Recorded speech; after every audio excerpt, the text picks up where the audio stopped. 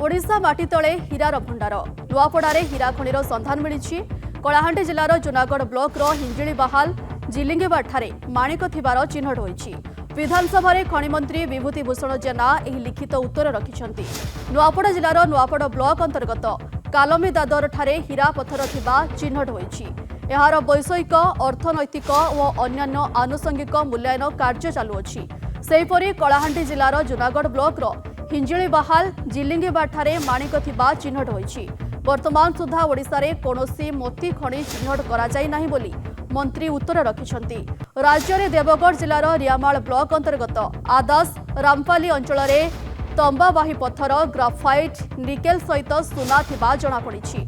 सेभଳି Mayurbhanj जिलार कुलियणा block अंतर्गत मदनसाही कांजिया अंचल रे तंबाबाही पत्थर सहित सुना थिबा आकलन होईछि। केन्दुझर जिलार वंशपाल ब्लॉक अंतर्गत गोपुर जलडीही अंचल रे सुना पत्थर रहिथिबा संधान मिलिछि बोली मंत्री गृह को जणाइछन्ति।